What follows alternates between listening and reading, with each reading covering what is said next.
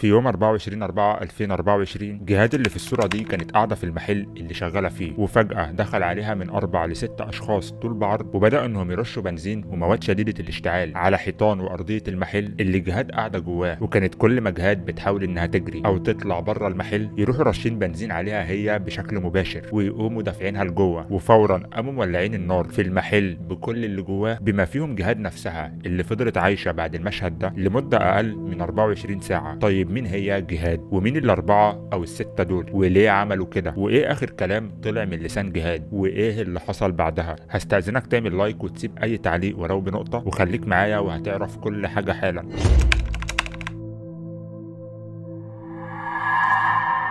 أصدقائي متابعين سندوتشات رعب في كل مكان، أخباركم إيه؟ يا رب تكونوا بخير. قصة النهاردة أحداثها بتدور يوم 24/4/2024 في قرية كحك بحري التابعة لمركز يوسف الصديق محافظة الفيوم، لما حصل المشهد اللي قلناه في المقدمة. بس عشان نفهم ده حصل ليه تعالوا نعرف الأول مين هي جهاد. جهاد هي بنت عندها 14 سنة، طالبة ولسه بتدرس في المرحلة الإعدادية، ومقيمة في قرية كحك بحري مع والدها ووالدتها، وعندها 5 إخوات تانيين. أما بقى والد جهاد فهو عنده محل فراخ أو دواجن في القرية، لكن بحكم إنه كان بيشتغل في القاهرة وبيسافر لها كتير، فكانت زوجته واوقات جهاد بنته بتروح تطوعا منها بعد المدرسه تفتح المحل وتقعد فيه هي مكانه، بدل ما المحل يتقفل الفترات اللي والدها مش بيبقى موجود فيها. وفي نفس الوقت تكون جهاد بتساعده وبتجيب مصاريف البيت بدل ما المحل بيتقفل الفترات اللي والدها مش بيبقى موجود فيها. ده غير ان كان ليهم زباين للمحل بيحبوا يشتروا منهم وبيكلموهم لما بيلاقوا المحل مقفول. وبالنسبه بقى لجهاد نفسها فعايز اقول لك ان كل اهل القريه كانوا بيشهدوا لها انها بنت على قدر عالي من التدين والالتزام، واخلاقها كويسه، وفعلا بنت طيبه جدا. وكان عندها حلم انها في يوم من الايام تفتح مركز لتحفيظ القران في القريه، ووالدها كان بيقول لها خلصي دراسه بس الاول وهنعمل لك كل اللي انت عايزاه. ده غير ان والدها ووالدتها ناس سمعتهم كويسه جدا، ولو رحت سالت عليهم اي حد في قريتهم فانت مستحيل تلاقي حد بيقول عنهم غير انهم ناس طيبين وفي حالهم ومش بتوع مشاكل. لكن زي ما تقول كده في انواع من المشاكل مش في ايدنا ولا في قدرتنا اننا نبعد عنها او ما نصطدمش بيها، وللاسف بتبقى لبسانه زي القضا المستعجل. بس قبل ما ندخل في النقطه دي محتاجك تعرف الاول ان قريه كحك بحري اللي هم عايشين فيها عيلتين كبار، وهم عيله فضل وعيله جلال الدين. والعيلتين دول للاسف حصل بينهم خلافات ومشاكل كبيره، وكل محاولات الصلح والوساطه بينهم من العائلات التانيه فشلت فشل ذريع. وده لان طبيعه الخلاف اللي بينهم هو خلاف سأري، او بالبلدي كده في بينهم طار، بس مش طار ان حد خلص على حد. الموضوع كان ابسط من كده، واللي حصل باختصار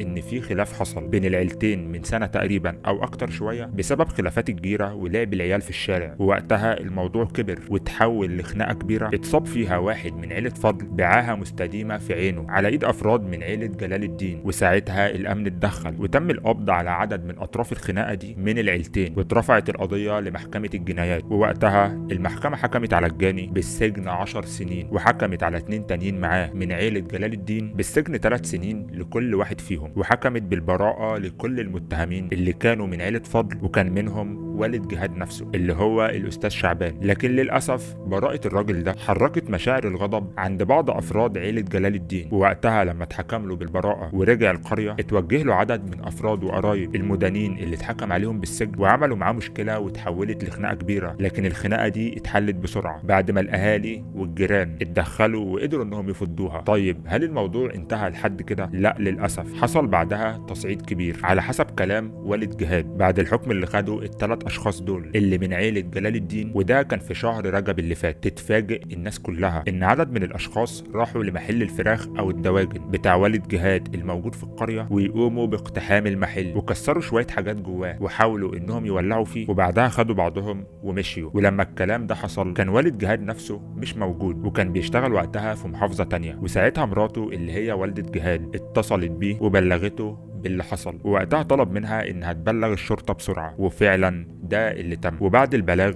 حضر واحد من افراد الامن وعمل معاينه واثبت فيها كل اللي حصل، وقال لوالده جهاد بالنص ما تخافيش محدش هيقدر يقرب منكم تاني. لكن للامان اكتر جوزها اللي هو والد جهاد طلب منها انها ما تروحش تفتح المحل تاني وانها تسيبه مقفول لحد ما يرجع، وده اللي حصل فعلا. لكن للاسف ده ما فضلش يحصل كتير، وده بسبب ان بعد كام يوم بعد الواقعه مراته رجعت كلمته وقالت له ان الدنيا هديت تماما وانها عايزه تفتح المحل تاني عشان الزباين بيكلموها وعايزين فراخ، وقالت له كمان ان امين الشرطه اتعهد لها ان مفيش حد هيقدر يقرب من المحل تاني. وساعتها بعد تفكير من جوزها اللي هو والد جهاد وافق على طلبها وقال لها خلاص لو عايزه تفتحيه افتحيه. وللاسف ده كان هو القرار اللي هياخدنا لمشهد البدايه. في الوقت اللي والد جهاد فيه وافق ان مراته وبنته يفتحوا المحل مره تانيه، كان في من 4 ل 6 افراد من عيله جلال الدين لسه بيفكروا ازاي ينتقموا لقرايبهم وولاد عمهم اللي واخدين احكام بالسجن من 3 ل 10 سنين. وبعد تفكير وتدبير منهم، وبما ان والد جهاد واهلها يبقوا من عيله فضل في الاساس، يجمعوا ارائهم ان تنفيذ انتقامهم هيكون في محل الدواجن بتاع الاستاذ شعبان اللي هو والد جهاد. وبمجرد ما وصلنا ليوم 24/4/2024 حصل مشهد البدايه. في اليوم ده كان والد جهاد مسافر وبيشتغل في محافظه تانية، وكانت جهاد اللي في الصوره دي هي ووالدتها صايمين صيام السنه بتاع الستة البيض. ووقتها اتفقوا مع بعض ان جهاد هتروح تقف في المحل مكان والدتها على ما والدتها تجهز الاكل اللي هيفطروا بيه. وفعلا ده اللي حصل. وبعد ما جهاد راحت المحل وفتحته وقعدت فيه، فجأة يدخل عليها من 4 ل 6 اشخاص طول بعرض، ويبداوا انهم يرشوا بنزين ومواد شديدة الاشتعال على حيطان وارضية المحل اللي جهاد قاعدة جواه. وكانت كل ما جهاد بتحاول انها تجري او تطلع منه يروحوا رشين بنزين عليها هي بشكل مباشر، ويقوموا دافعينها لجوه. وفورا قاموا مولعين النار في المحل بكل اللي جواه، بما فيهم جهاد نفسها اللي فضلت عايشة بعد المشهد ده لمدة اقل من 24 ساعة. وعلى طول بعد ما عملوا عملتهم طلعوا يجروا فورا، لكن كاميرات المراقبة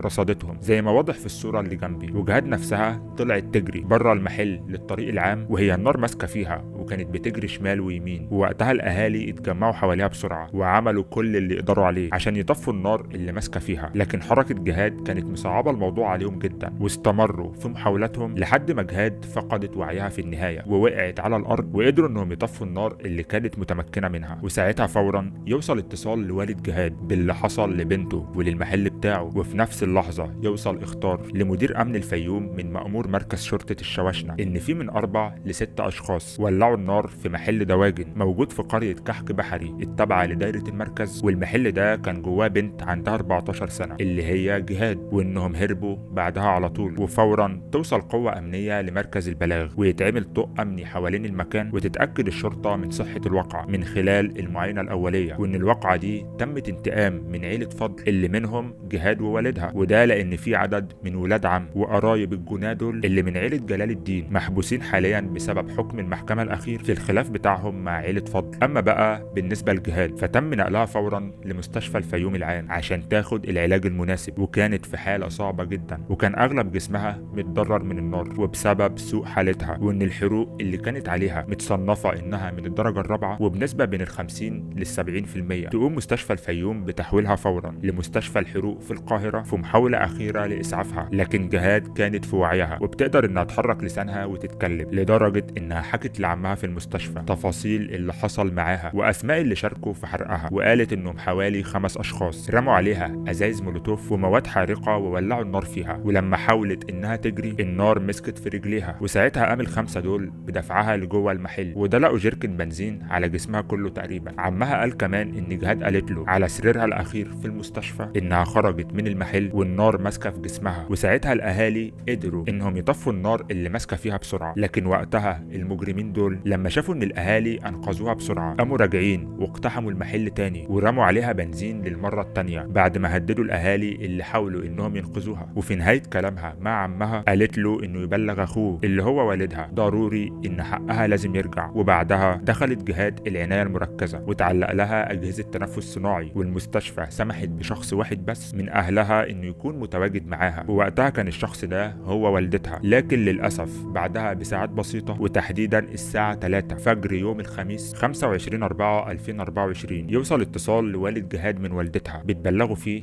إن البقاء لله في بنتهم، وبعدها يتم تحرير محضر بالواقع وإبلاغ الجهات المختصة اللي صرحت بتسليم البنت لأهلها بعد ما يتم إيداعها في المشرحة وإصدار تصريح للدفن. أما بقى على الناحية التانية فالأجهزة الأمنية في مديرية أمن الفيوم نجحت في خلال ساعات قليلة إنها تحدد هوية الجناه، وتقدر من خلال عمليات التتبع والرصد إنها تقبض على 4 منهم ويتم إحالتهم للنيابة العامة وحبسهم على ذمة التحقيقات. ده غير إن التحريات بينت إن لما تم اقتحام المحل في 2 شلوا حركة البنت، وال3 التانيين كانوا بيطلقوا مادة الكيروسين على جسمها وبعدها ولعوا النار فيها وجريوا. وقدام السيد رئيس نيابة إبشواي اعترف يوسف رشاد جمال اللي عنده 27 سنة وشغال عامل، واخوه ايمن اللي عنده 16 سنة، ورشاد فتحي اللي عنده 30 سنة، وفتحي محمد 35 سنة، ومعاهم متهمين تانيين لازالوا هاربين. الاربعة دول اقروا انهم فعلا ولعوا النار في جهاد وهي موجودة في المحل بتحريض من واحد من المتهمين الهاربين، والتفاصيل دي موجودة على جريدة روزا اليوسف، هسيب لكم اللينك بتاعها في اول تعليق. ده غير كمان ان الاربعة دول قالوا انهم عملوا كده بسبب ان 3 من افراد عيلتهم اتحكم عليهم بالسجن مدد بين ال3 وال10 سنين، وان عيلتهم مدت ايد الصلح اكتر من مرة لعيلة فضل، لكن هم اللي رفضوا الصلح برغم تدخل ناس كبيرة في الصلح ده على حسب كلامهم. وقالوا كمان ان ما كانش في نيتهم انهم يولعوا النار في جهاد، وانهم كانوا قاصدين يولعوا النار في المحل بس. اما بالنسبة لجهاد بقى فتقريبا القرية كلها طلعت لتشييع جنازتها من واحد من مساجد القرية بعد اداء صلاة الجنازة، وكانت فعلا جنازة مهيبة لحد ما شيعوها لمقابر الاسرة في قرية كحك بحري. ده غير عدد المنشورات الكبير من اهالي القرية على مواقع التواصل اللي بتترحم عليها وبتعبر عن مدى حزنهم من اللي حصل وقد ايه الواقعة دي فعلا اثرت فيهم. وبالنسبة لوالد جهاد فهو بيطالب بحق بنته وبالقصاص العادل وبانتظار الحكم القضائي العادل ان شاء الله. اما بقى رسالتي لاهل جهاد فعايز اكد لكم ان حقها هيرجع بالقانون من كل اللي شاركوا في الفعل المشين ده، وخليكم مؤمنين بالله وان ما ينفعش اي حد تاني يتحاسب على الجريمة دي غير اللي ارتكبوها نفسهم، وهم دلوقتي في قبضة الامن زي ما انتم شايفين. ولو حد منهم هربان فهي مسألة وقت وهيكون اتمسك وهيتحاكم، ولازم يبقى كلكم ثقة ان حقها هيرجع بالقانون. وبما انك وصلت لهنا ضروري تدعي الجهاد في التعليقات بالرحمة ولأهلها بالصبر، وان الجناه ياخدوا جزائهم العادل. وما تنساش اللايك بتاعك لو الحلقة عجبتك وعشان توصل لغيرك. كان معاكم اسلام الجندي في سندوتشات رعب، ومع السلامة.